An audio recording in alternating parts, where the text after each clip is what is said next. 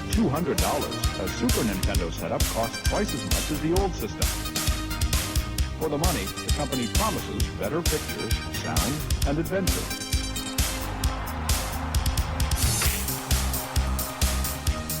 Now you're playing with power, superpower. You're the king, I tell you! The king!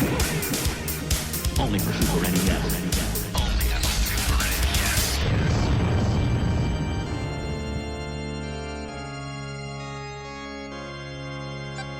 You're listening to the SNES podcast with your host, Soulblazer.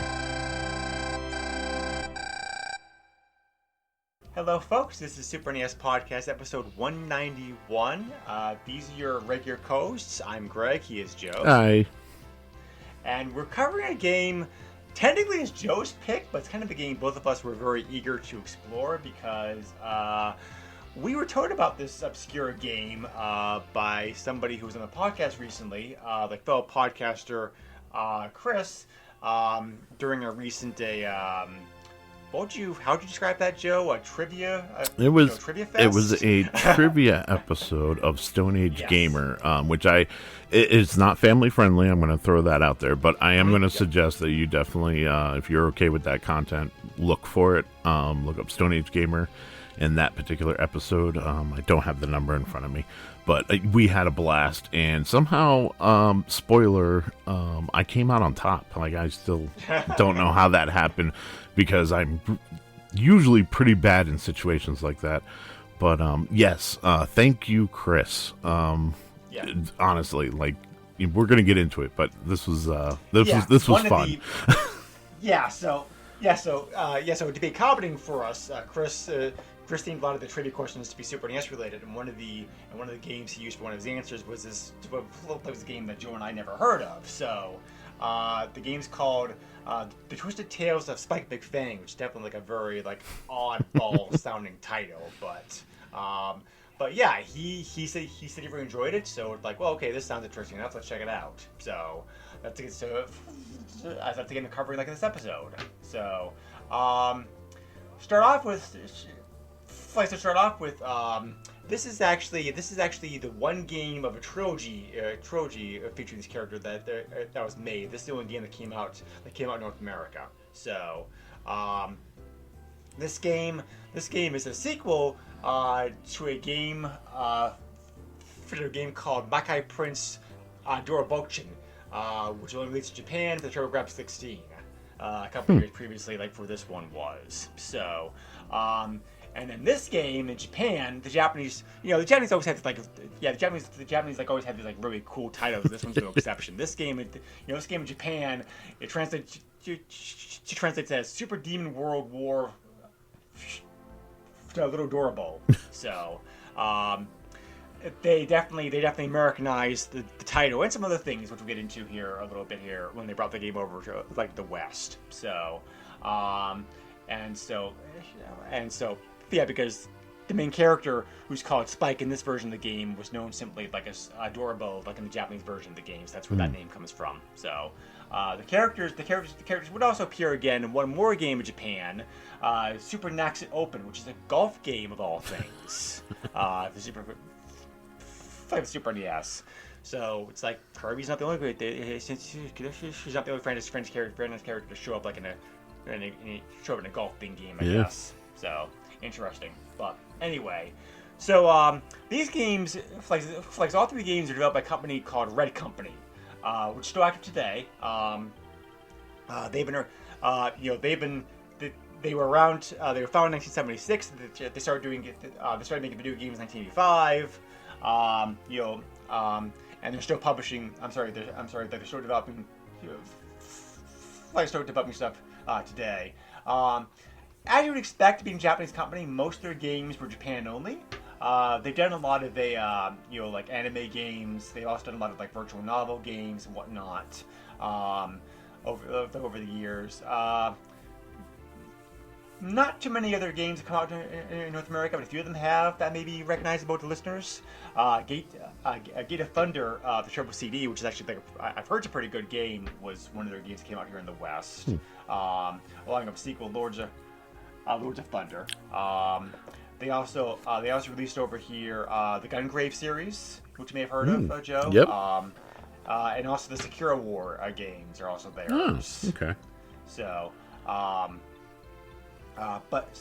in Japan, the game was published in a company called Naxxrasoft.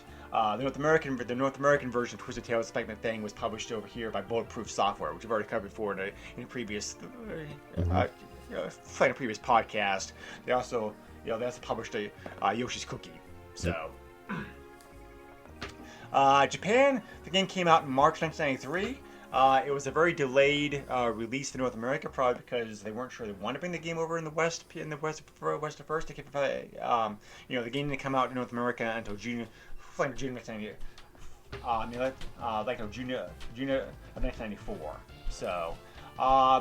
So this is another Zelda-ish like game. It's an action RPG game, top-down view, where you're controlling like a character and sometimes a companion, going around the map doing various fights, simple puzzles, fighting bosses, that kind of stuff. Again, like very Zelda-ish.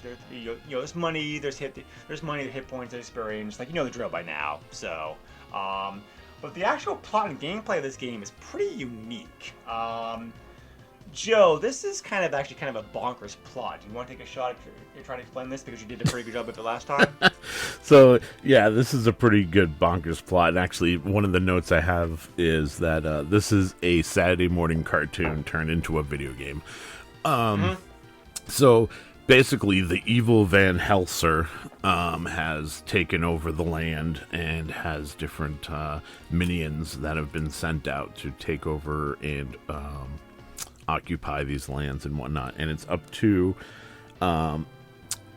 Spike, who is Dracula's heir, to basically clean up and rescue the land. And he gets some help from Van Helsing's son, as well as Camellia. And this is so bonkers and crazy. From the whole training at the beginning, where this girl runs out and wants help, and he's like, no, I can't do that right now. I need to finish this training because I need to make sure I complete it, because I can't get refunded for the money he put down for the training. It's from that to talking to the Easter Island looking guys to save your progress. This game does not take itself seriously, and I love that about it. Yeah, it's a very Japanese game, so it's like the fact that the game even came out here in the West is shocking to me. It's just we've seen numerous cases of games even less Japanese than this is not come over here in the West. Right. The fact that they actually, the fact that Bulletproof Software decided, let's publish this over here in North America, just blows my mind. But it definitely is very anime. There are there's an opening, and there are some cutscenes here and there, some very anime style portraits and whatnot. So the graphics do look very cartoonish. Definitely like the 90s, the nighttime period. Mm-hmm. So in the same vein, I'm not keeping this up seriously. Spike, even though he's a vampire, does not drink blood. Instead, he drinks tomato juice. Yeah, tomato juice. So, also enemies' hit points in this game are shown as cloves, as in garlic, yep, which is supposed to be bad to vampires. There's all kind of tongue-in-cheek humor, right, to be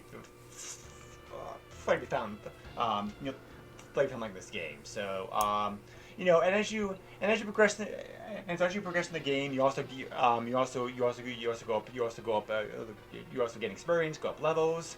That increases how many hit points you have. There's money in the game, as I mentioned before. You can money in the game that you can use to buy stuff. Why don't you actually talk about some of the gameplay here, Joe? So I'm not talking about everything here before I. So you have a spin ability, which you use your cape to kind of form almost like a blade type motion. But if you use it too much, you will get dizzy, and that leaves you vulnerable to attack. And it is, at times, especially when you're going through the quote-unquote dungeons, very hard to not end up dizzy as you have enemies coming at you, especially as you approach closer and closer to the boss. The other thing is that you have a hat throw, and the hat throw starts off pretty basic, and it has a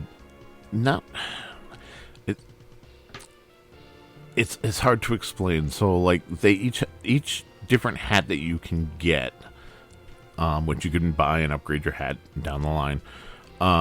They all have different patterns in which they follow when you throw your hat. So that's important to keep in mind as you move forward in the game.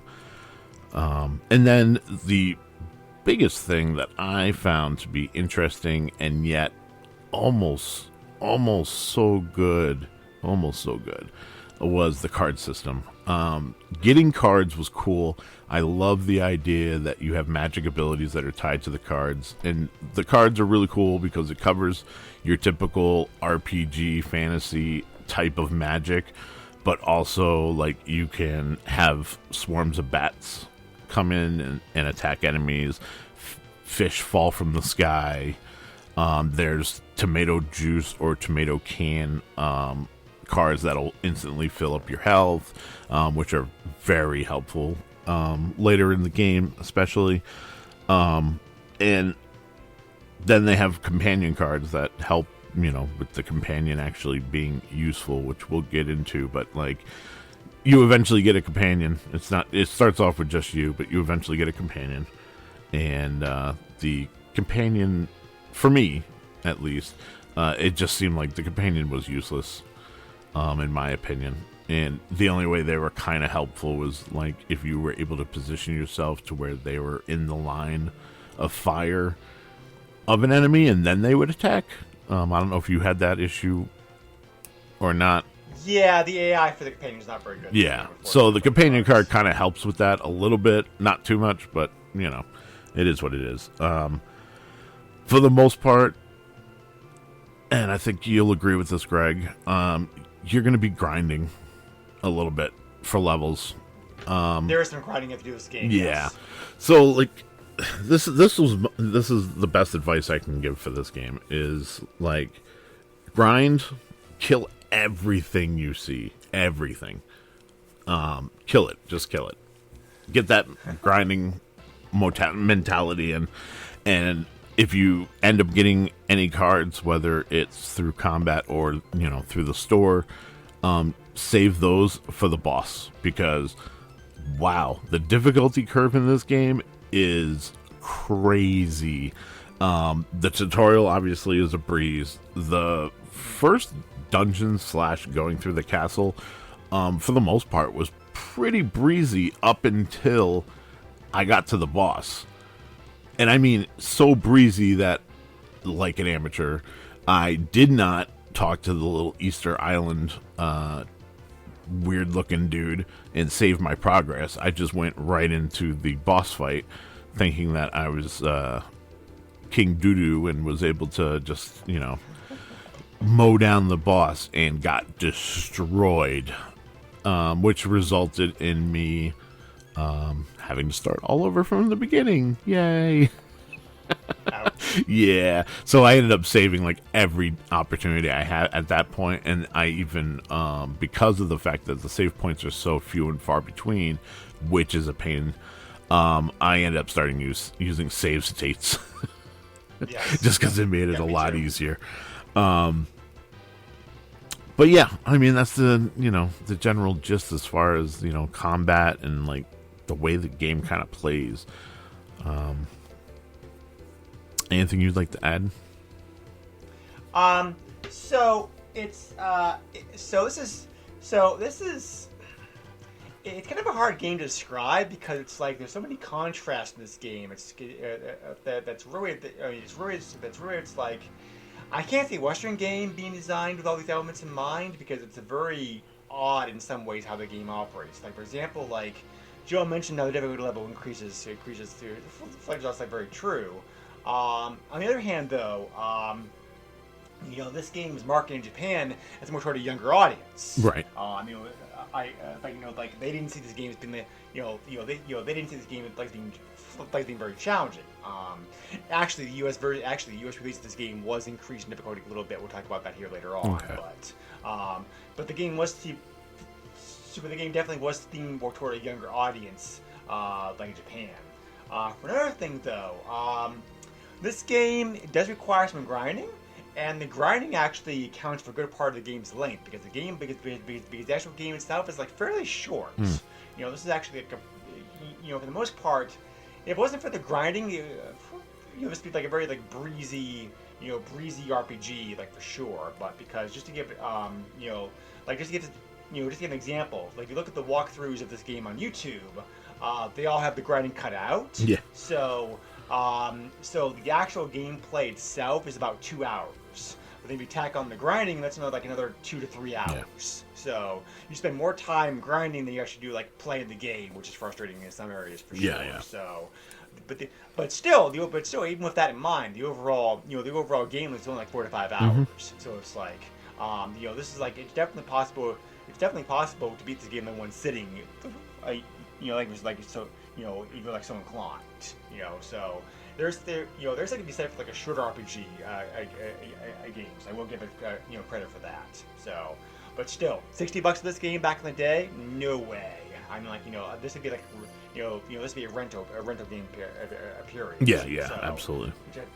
Which I think is one reason why, which I think is one reason why the game was made a bit harder for the U.S. release, which we'll expand upon later on for sure. So,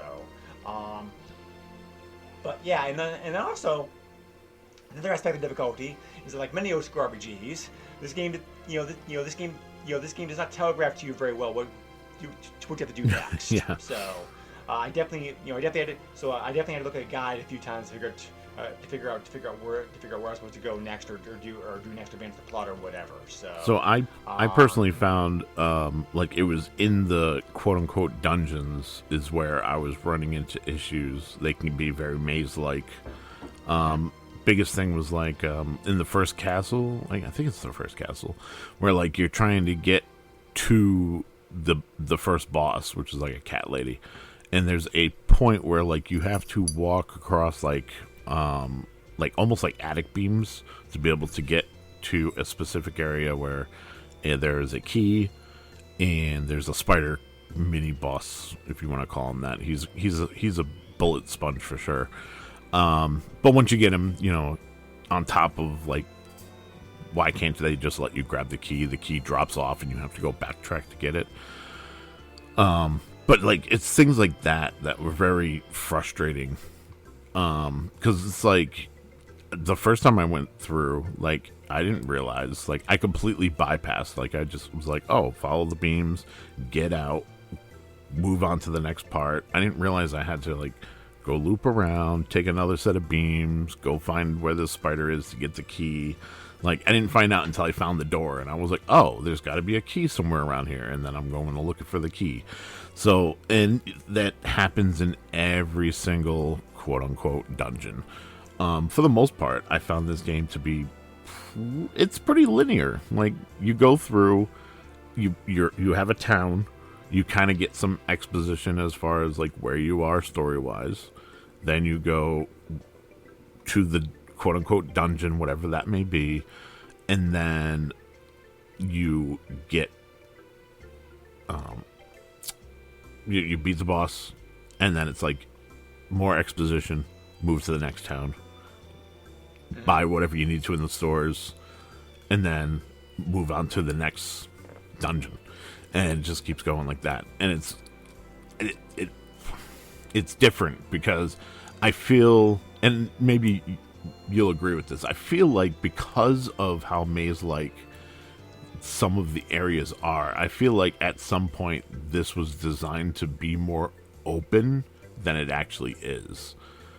Yeah, it could be. and it kind of makes sense with that. It feels almost like they were going for a Zelda-like game, where it's like you have an open map, and you got to get to the different, dungeons or whatever to get to the boss. But then it seems like maybe for time or whatever reason, like they just kind of went and shrunk that down and made it more of a linear affair. But that was just, my takeaway from it. Yeah, I didn't think about that myself, but that's a good point. That very well could be like what was going on here. So, but yeah, so I definitely agree with everything that you said. Like, and then especially the boss fights. Also, you're right about the boss fights. The boss fights are very challenging, especially the last, especially the boss that on stage, Yeah. because this game does what some other games do and throw 3 bosses at you one after another. So not fun. But, yeah, and and the thing is too, like this. So early on, I found the cards to be very useful, and I saved them for the bosses, particularly because it kind of made the boss fights a little better. As you get further in the game, you grind out to the point where like the cards are doing basically just the same amount of damage you are. So it's the cards are more or less giving you a reprieve from you doing your spinning so that you don't, get dizzy more than anything else. It becomes a necessity more or less to give yourself a breather. But yeah, this was fun overall. I'm just going to cut to the chase. This was fun. And I highly recommend it to anyone who is looking for something breezy and yet fun. Yes. With a few caveats to that, I definitely would agree with that. One, like I said, there is some grinding available. There is some grinding in the game, and like I said before, there's more. You spend more time grinding than actually like playing the game, probably. So just be warned about that. And 2, you have to have the right kind of mindset to go in this game. You really have to like Japanese style games. You really have to have like a whimsical sense of humor, because it's like this game is very different than many other more Americanish Zelda-like games. So, and because of all that, the reviews of the game are very mixed, which we'll talk about here later on. So, but yeah, so if you have those things in mind, and you're looking for like a fairly short older Japanese style RPG that's easily available in the West, because it actually was released in the West, then like definitely look this up like for sure. So we touched upon it as we touched upon a little bit, but let's also like cover the graphics, the graphics and music. Graphics are nice. The graphics are very like I said before, the game is very Zelda-ish in its look. Like enemies. The enemies are well defined as well as your characters. The color schemes used is bright and colorful. Your guy's definitely recognizable. Recognizable because that the blue outfit and that huge hat that he wears. So, but wait, no, sorry, not the blue hat. No, yeah, the blue hat. But the Dizzy animation is also like very cute. Yeah. So it's like like kind of like. He looks more drunk than Dizzy, actually. So I think. true. But music in this game is very good. This actually is a very solid soundtrack. It's actually I say it's a little bit better, probably a little bit better than like usual typical RPG fare this time period. It's not like Final Fantasy Final Fantasy / Dragon Quest great, but it's a very good soundtrack, I thought. Yeah, I think the soundtrack fits the game. I like the way that it sounds. And yes, it's not anything that you would expect from a typical RPG. But you know what? For an action-adventure game, the music's perfect. It doesn't get annoying. It actually adds a little bit to the game because, the sound effects are fantastic as well. And you know what? I kind of dig this cutesy art style. It works for me. And like I said, it really feels like a Saturday morning cartoon come to life. And part of that is the mixture of that music and that art style. So this one gets 2 thumbs up for me, even with, the grinding and everything else. Yeah, so the 2 main complaints I had at the game, I agree with you, Joe. I think this is a good game. Just the 2 things I wish could be a bit different. Well, beyond being longer, of course. That's but that's a whole different kettle of fish. It's like So just that I wish the game didn't require so much grinding.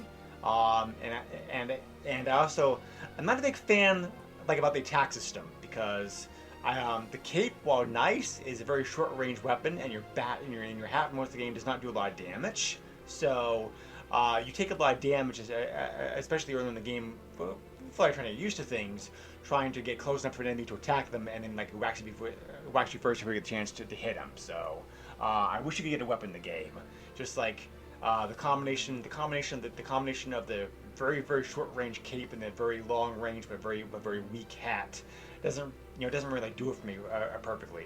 I mean, don't get me wrong, it's playable, but I just wish, I wish the weapon system in the game was a bit different.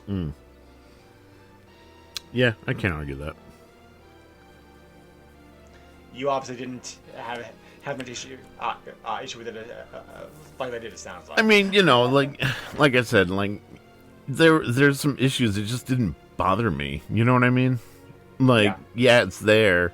One thing that I wish I would have known ahead of time, and I'm sure you will mention this after. There's a cheat code to be able to enable co-op once you get a companion, which is nice. And I wish I would have known ahead of time, because Greg and I definitely would have, tried to play this online together. But yeah, it's fun, even with it being grindy. That's really what it comes down to. If I can really speak to the heart of the matter, because of the fact that we were just discussing before the podcast. I've been playing through Dragon Quest 1 and 2. I beat Dragon Quest 1, just started playing 2, and those games are grindy as all hell. But they're also fun. So and the story is fantastic. And this one, I'm pretty sure it's meant to be humorous.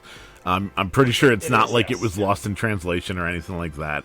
So it's meant to be fun. It's meant to be whimsical. And yes, the grinding is a pain, having to fight everything you see on screen, and sometimes have to go backwards and fight more stuff that's on screen. But there's enough there to keep you going. And it's not what was the other game that I played that was like that? It was super grindy, and I was just yeah, I'm not even doing this. Man, that's gonna bother me now.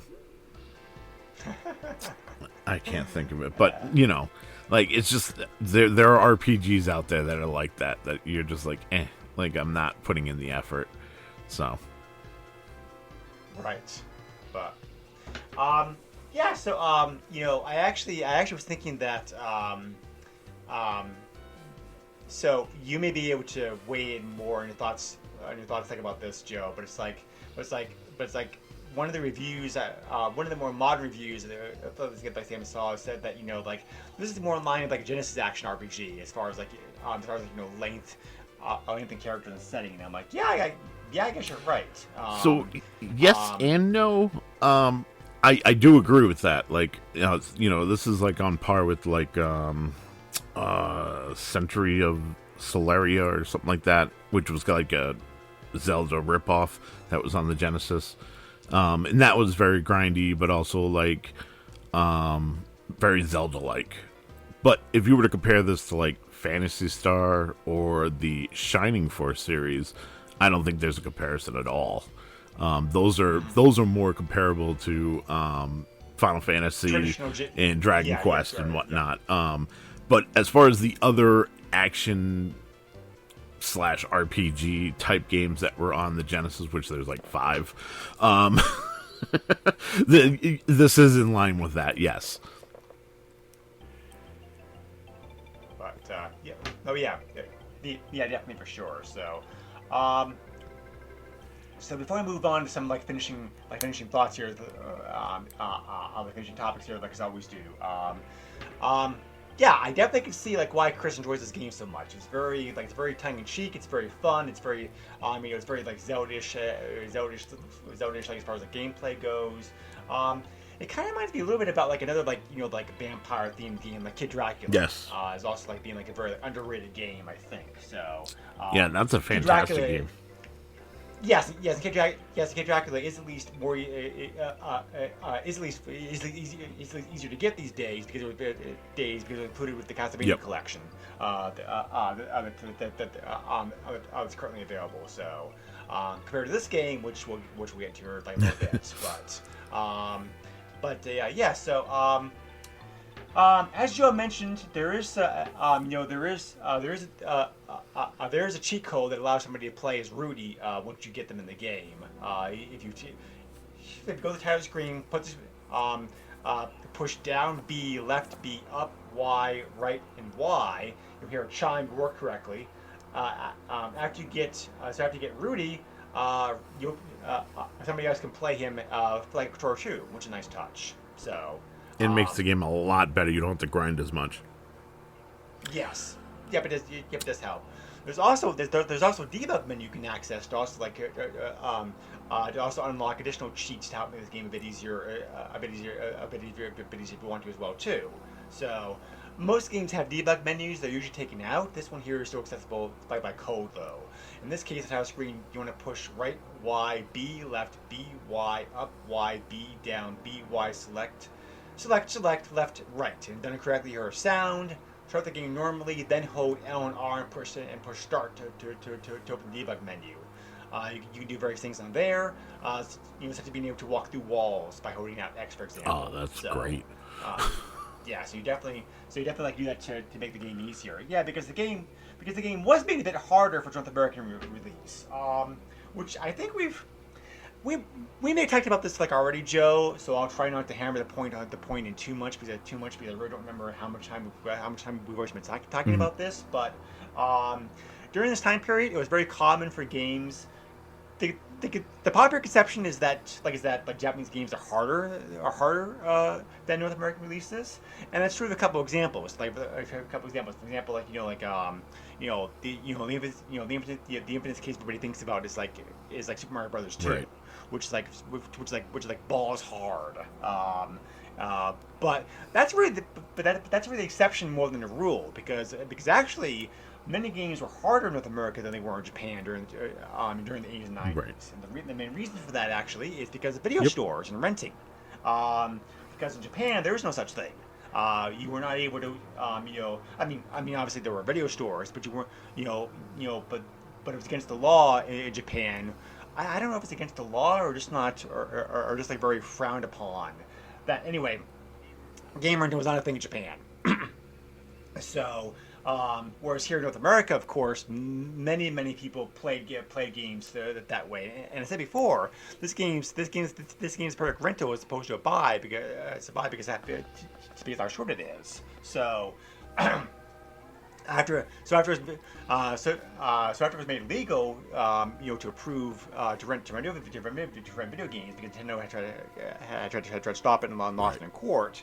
A lot of publishers compensated for that by making their games harder, and this game's no exception. So because they're like, well, we're not going to make as much money on the games, we need to compensate for that by maybe trying to get some more money from Rento by making the game a bit harder and encourage them to rent it multiple times, perhaps. Right. So, but anyway, so how this game is made harder? Enemies have higher defense. When Spike gains level in this game, his health does not get replenished. In the original Japanese version, when you level up, you gain fully. You also gain full HP. You don't in this version of the game. So the combination of those two things definitely makes this game more challenging. One other thing that was done, and I don't know why they did this, the shopkeeper Dawson in the Japanese version of the game was a pretty blonde girl.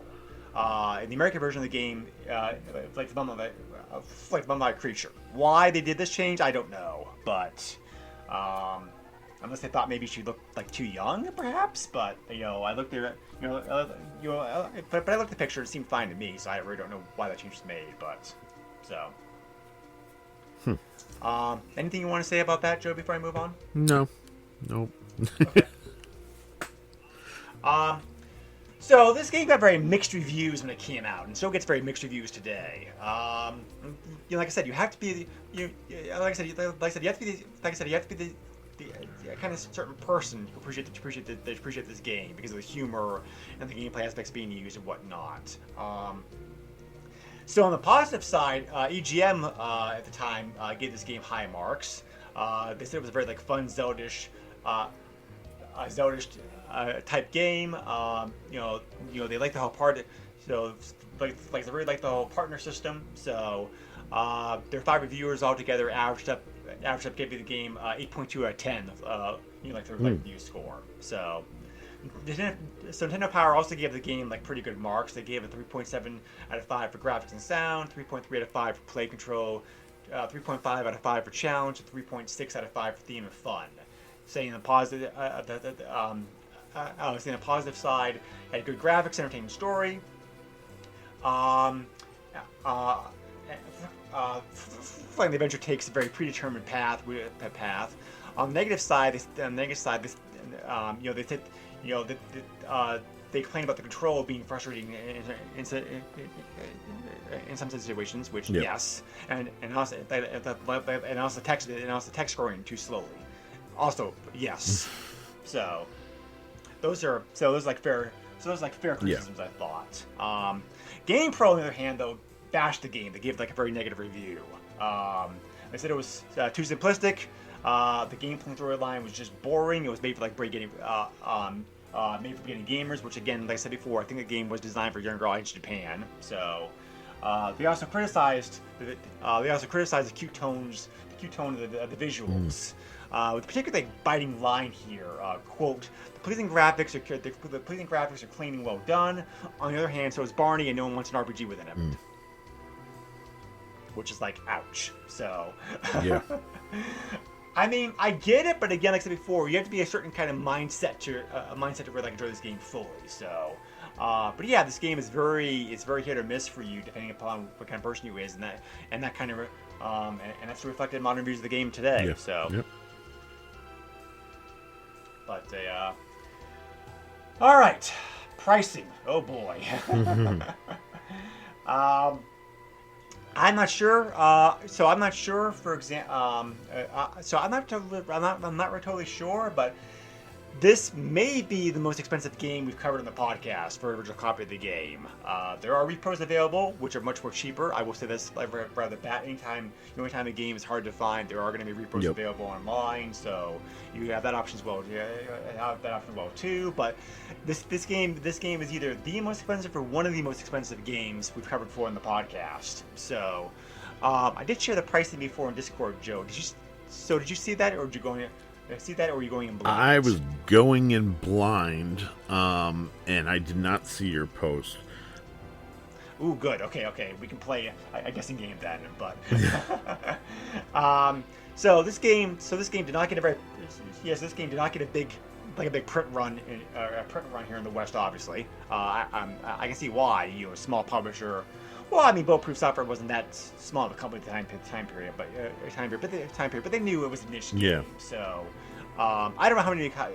I don't know how many copies were made, but it wasn't very big. And for a while, nobody knew about the game, so pricing of the game stayed relatively cheap. Chris said he got his copy of the game way back when for a pretty cheap price. But now that people know about this game, the price has skyrocketed in recent years.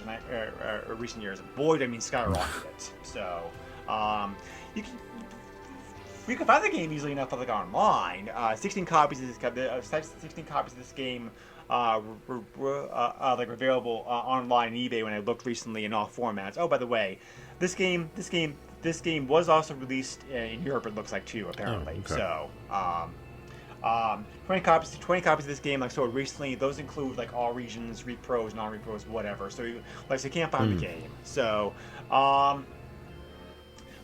let's get off the guessing game, kind of like a fun one-off though.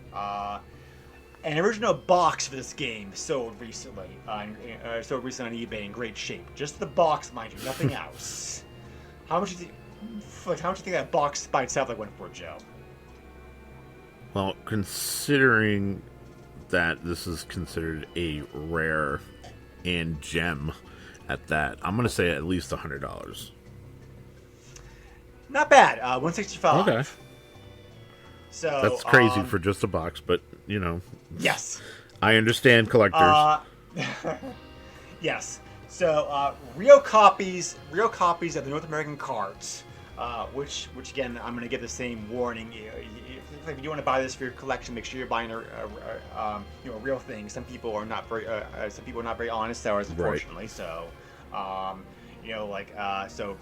just buyer beware and all that stuff. Real copies of the North American cart version of this game. What do you think an average price for the carts has gone for recently? Just a cart?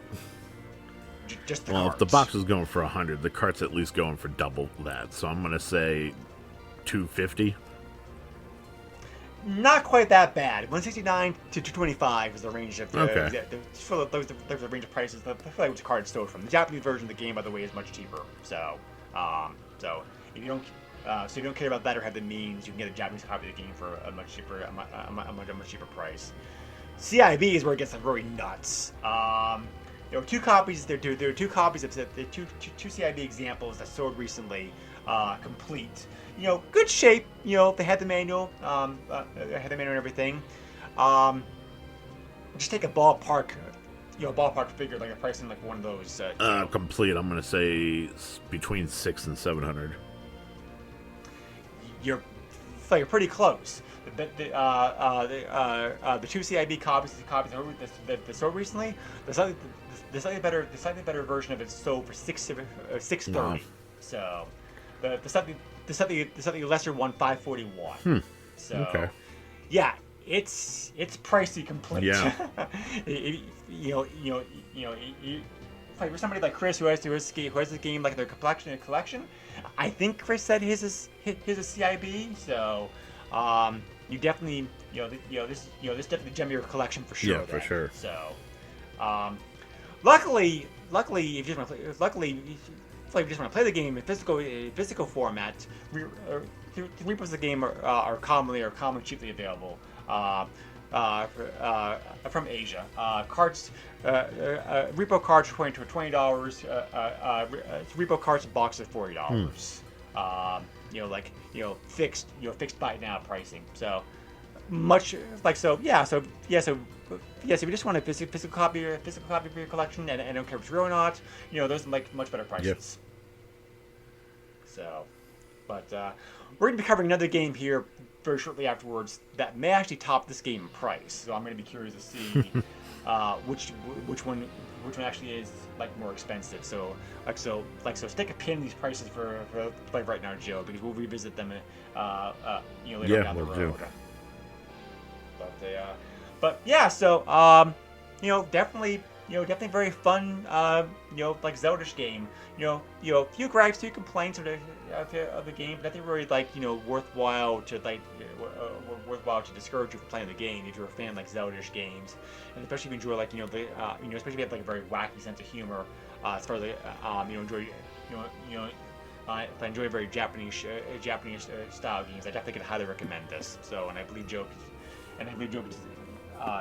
plays it the same way. Yeah, and I'm gonna add to that by saying, like, I get it. If you collect games, great. Then totally go crazy on this. But for the average listener, just emulate this game. It's not worth the asking price, in my opinion. The game's great, and it's definitely worth playing through. But and save states also help a lot. Yeah, because, but like that investment of I mean, even the card at $250, like, no, like, I'm sorry. Yeah, but having said that, if you want to play it physically, $20 for repo is not that bad. Right, so. right. Yeah, but see, I don't like to give money to people who make repros, so that's just me. Yeah, I kind of feel it's like if the game's no longer in print and the person's being honest with how they're selling it, then I'm all for it. Because otherwise, how's you going to play it? Probably so. True, but I'd rather have you spend your money on an EverDrive or something like that and do it that way. That's just me. Yeah. I mean, I may use this example. So, I may use this example from in the past. I can't remember, but I had several years ago. I had I picked up a physical Sega Sega CD to go on Genesis, Genesis to play some of the more hidden gems on that system, because Sega CD emulation at the time was not very good. I don't know how emulation is for Sega CD games anymore these days. Fantastic. Yeah, 10 years ago though, like it wasn't very good. So, one of the gems I wanted to play in the game, one of the gems I totally wanted to play was Snatcher, which is a very expensive game to get. Agreed. So, I just had a friend who burned me a copy of the game and sent it to me in the mail. I played the game that way, and playing them later on. Playing later on when I sold the system, I destroyed the disc, and so like okay, I was perfectly happy with that, because I was like, I got to play the game and didn't have to pay the $500 or whatever that the physical copy was going for. Yep. So, but speaking of which, side note, how psyched are you about that? The possibility about that new Genesis / Sega CD Mini possibly coming out here in the West. So I'm so jaded that I actually don't think it's going to come out here. I wish it would. I do like the idea, and I really love that they're doing that. But also, because of how poorly the Sega CD did here in the States, I don't think Sega of Japan is going to do that unless, keyword, unless there's enough noise on Twitter and they see that there's money to be made. Then I can see that happening. But overall, I don't see it. I really don't. Yeah. I really wish I picked up a TurboGrafx TurboGrafx Mini back when they were available, but the production was stopped short because of COVID, and those things go for $100-200 now, online these days. Yeah. So I really wish I got one when they were out. But anyway, so that's the game for you this time. Next time on the podcast, we're covering a classic. Well, I think it's a classic. It definitely is. Definitely is a very fun yet very difficult game. We're going to be looking at Super Ghouls and Ghosts by Capcom. The system. Do you have any experience with this one, Joe? I mean, I have all sorts of experience with this entire franchise. And it all results in me dying a lot, so it's going to be fun reviewing it for sure. Yes, I will say right now, the Super Ghouls and Ghosts is not the same game as Ghouls and Ghosts. It actually is a very, it's actually a very different game. We'll get into it just like we cover the game next time. So, people can't get confused easily, which I don't blame them. The Japanese names are more clear on that point, but. So, anyway, we'll get into that later on. So, as always, we appreciate you listening to the podcast. If you have any questions, comments, feedback, suggestions, feel free to leave on the Facebook page, or you can also send me an email directly to the SNES podcast@yahoo.com. A lot of people have been joining up on Facebook recently, so I appreciate the looks, appreciate the views. We're still playing a very special 200 episode coming up here in a few months, so stay tuned for that.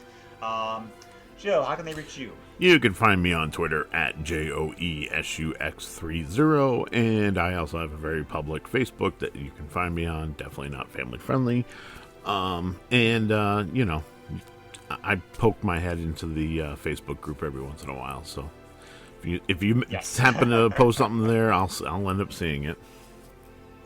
Yes, awesome. Thank you very much. So, thank you again, everybody, for tuning in. As always, we appreciate you.